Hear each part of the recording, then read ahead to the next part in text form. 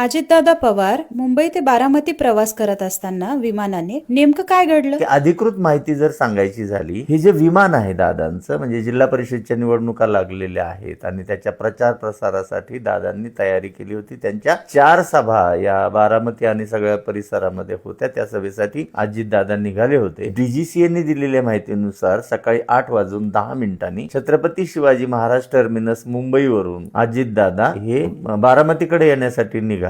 तेव्हा हे जे विमान आहे याच्या पायलटची जबाबदारी आणि त्यांच्या को पायलट होत्या शांभवी पाठक. ह्या दोन्हीही पायलट होते. त्याच्यापैकी सुमित कपूर हे जे मुख्य पायलट होते यांना 16,500 तासांचा अनुभव होता, असं या VSR व्हेंचर्स जे कंपनीचं विमान आहे त्यांनी याच्या संदर्भामध्ये माहिती दिली. आणि चार्टर्ड लिअरजेट 45 VTSSK हे जेव्हा बारामतीकडे येण्यासाठी निघाले तेव्हा असं सांगितलं जातं की 8:18 ATC टॉवर नाहीये बारामतीला. यांनी फ्लाइंग स्कूल इन्स्ट्रक्टरला माहिती दिली की आम्ही निघालो आहोत 8:18.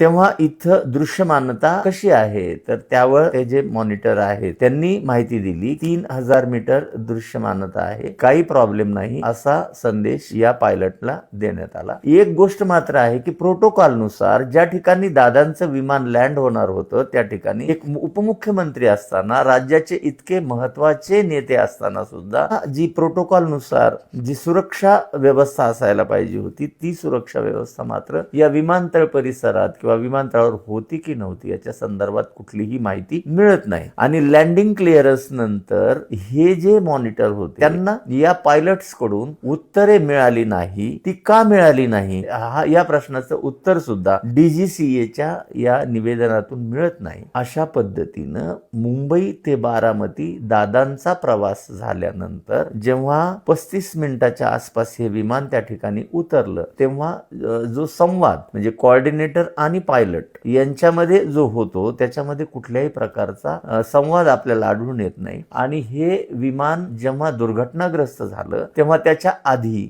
जेव्हा कम्युनिकेशन झालं या दोघांमध्ये तेव्हा त्यांनी सांगितलं की दृश्यमानता व्यवस्थित आहे, तुम्ही लँड करू शकता. पहिल्या प्रयत्नात त्यांना ते लँड झालं नाही. दुसऱ्या प्रयत्नामध्ये त्यांनी लँडिंगचा प्रयत्न केला असता या धावपट्टीच्या बाजूला जो खड्डा आहे त्या ठिकाणी ते विमान पडलं आणि जे कम्युनिकेशन त्यांच्या दरम्यान होत होतं त्याचं उत्तर पायलट कडून त्यांना मिळालं नाही. फक्त ओ शिट अशा पद्धतीचे 2 शब्द त्याच्यामध्ये रेकॉर्ड झाले त्या कम्युनिकेशनच्या दरम्यान. तर अशा पद्धतीनं ही घटना घडल्यामुळं अनेक शंका उपस्थित केल्या आहेत आणि DGCA आणि EAAIB ची टीम याची चौकशी करत आहे.